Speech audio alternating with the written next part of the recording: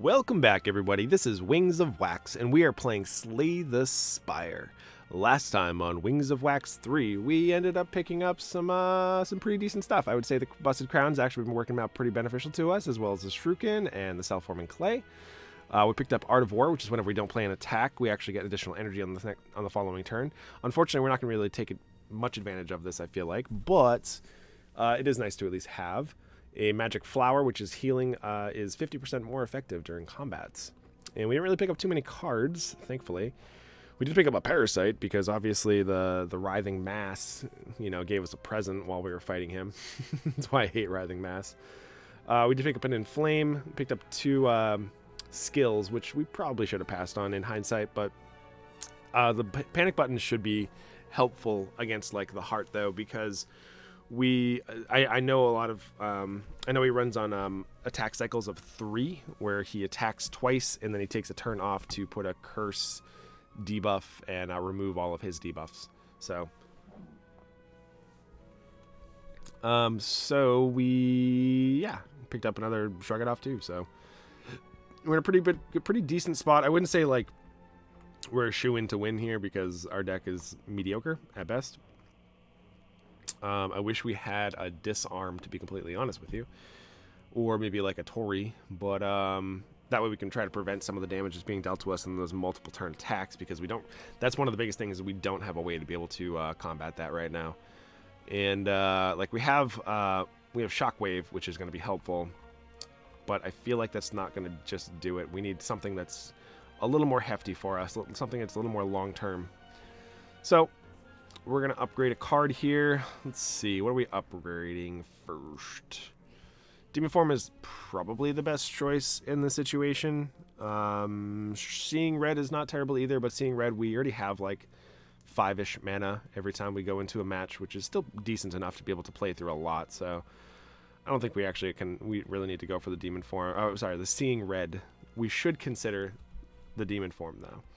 And I'm glad that we upgraded the Shockwave last time, because having 5 weak on the heart will be beneficial, even though he will eventually shed it. So,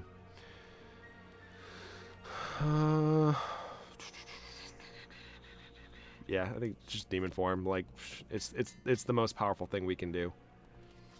I'm a little nervous because I know that this deck is not great, but it is good. We can't take Brimstone. Oh my god, especially against the heart. We have no way to disarm it, which we do have a disarm as an option here, so I will definitely take that.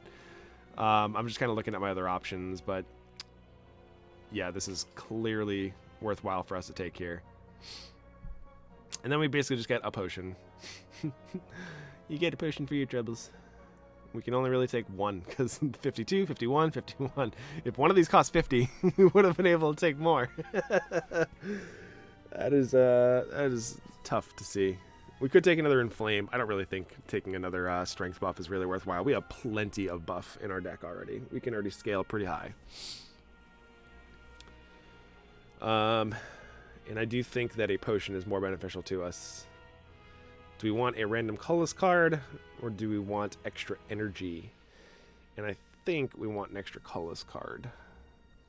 Extra energy is good, but we just don't have like any card draw to be able to get a bunch of cards into our hand. We can usually cast most of the things in our hand, so I don't think the extra energy is going to be helpful to us. Let's go for the colorless card. And I don't think dual wield is really worthwhile here. Yeah, I just don't think we really have the time to be able to set it up, nor is it upgraded. So if it was upgraded, I probably would consider it. So we have our elites here. Woohoo! We have Mr. Stabby Stabs and Mr. Blocky Blocks. They both swap off from each other, but if you notice, they also have this base back attack, which they deal 50% more damage. So whoever's behind us deals more damage to us. And I would like to disarm this guy. That is actually great, but we should armaments first, so that way I can upgrade it. We actually have Inflame here, and that way I can prevent all the damage being dealt to us. I'm trying my best to save these potions, if I can help it. Let's see. We do have the Demon Form, but unfortunately we're taking a lot of damage here. And also we have Whirlwind too, but I think we should start with Shrug It Off and just see where that leads us. Okie dokie then. We have the Demon Form, right? Like, we do have double tap Whirlwind though. It's 11 damage, which would actually be... Yeah, we're going to be casting this regardless this turn, so I'm just going to get rid of that. So we actually have 77 damage, which would actually be 154? That would take out this one. That would. It gets this one really close. It's actually a really hard decision, to be honest with you. So what happens if we Shockwave? We would go down to... Actually, no, this wouldn't be 7, because... Right.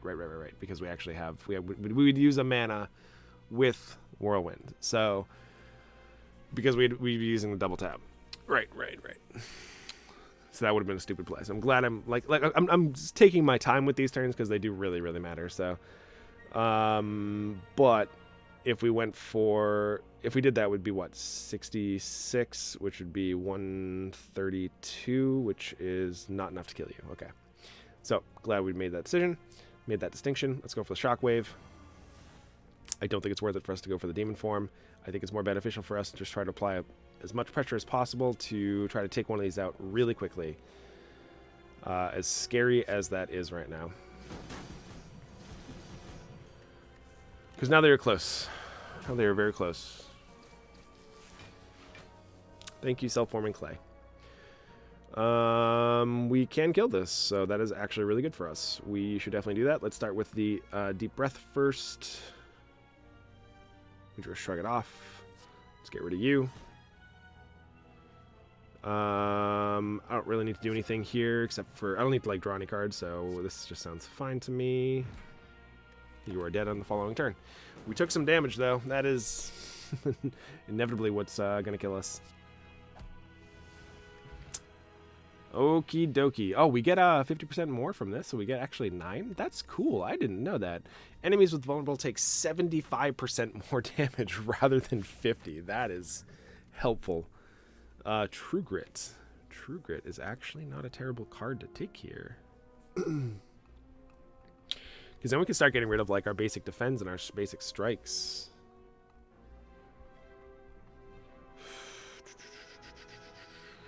I think we actually take it. All right, it is the Battle of the Titans. Well, we're gonna shrug it off first. See what we draw. We got Headbutts. I don't think there's really any of these that I want to be able to get rid of. Is it worth upgrading? Is it better for me to actually go for the True Grit and get rid of the Armaments? I don't think it is, because Armaments is going to give this plus 30 block for another turn. Man, we should go for colors here and see what we actually get. We get garbage. So that's what we get. We get garbage. We could deep breathe, I guess, and try to draw another card. Madness doesn't help us out very much here. I don't remember any debuffs that the heart puts on us, so I don't think Panacea, I don't know. I don't think that's actually going to be beneficial to us. I think we got shafted. I guess Panacea, whatever this is called, we also have a Ancient Potion as well, which does the exact same thing. So, which we should be we using here anyways. do we seriously just, yeah, that was garbage. Blood for blood. Okay. I guess so. It's some damage this turn at the very least. Do we upgrade this hand? I think we do, actually, because we're not going to be going for the armaments anyways. Oh, we are going to go for the armaments. I didn't realize that gets reduced, actually. I thought, man, that is silly, but that's okay. We actually can go for the blood for blood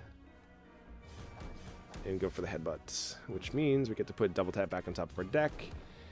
And we can put headbutt back on top of our deck if we really want to. He's not dealing us any damage, so blood for blood doesn't make any sense. Deep breath also, could be something, but I think headbutt's worthwhile. And then we save the panic button for later. Okay. Oh, shiitake mushrooms. I should have gone for this ancient potion. That was just... I'm just going to pop it now before I... Yeah. That was just the dumbest thing I could have done. All right, so how much damage do we want to take? All of it? Okay, I like that plan.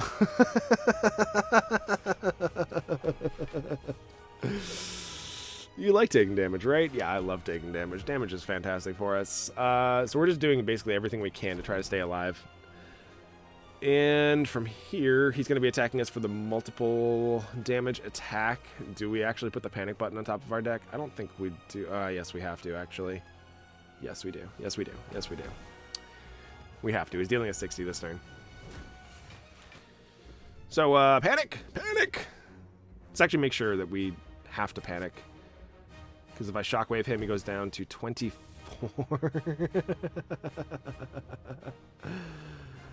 Well, we're going to shrug it off regardless. Man, this turn was atrocious. Oh my god, look at this garbage. Oh boy, oh boy, oh boy. This is exciting. Alright. Well, how much damage are we willing to take here, I guess is the question. Like, all of it? This is not looking so good. I don't know about you, but I don't feel so hot right now. Yeah, we didn't find, like, the demon form on turn 1 or anything to really set it up. So this is just looking really bad, but we're going to play it out, obviously. Yeah. I think we just take the damage and just... We're going to be dead. Like, there's nothing else we can do except for just try to deal as much damage as possible. And he's going to come in with a huge attack here. Yes, he is. Yeah. Deep breath, please. Deep breath. Man, we just haven't been able to set up anything. We need to be able to scale, and we can't scale because we haven't found our demon form. I mean, that is the problem with having deep breath, though, is you're just shuffling your deck again, basically.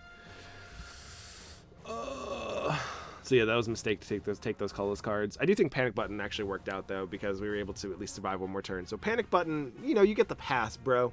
You get the pass, but Deep Breath, you can get the axe. You can definitely get the axe, my friend. Yeah, we're just dead. I'm literally just stalling. I don't know what I'm waiting for here. And we're vulnerable, so we can take extra damage.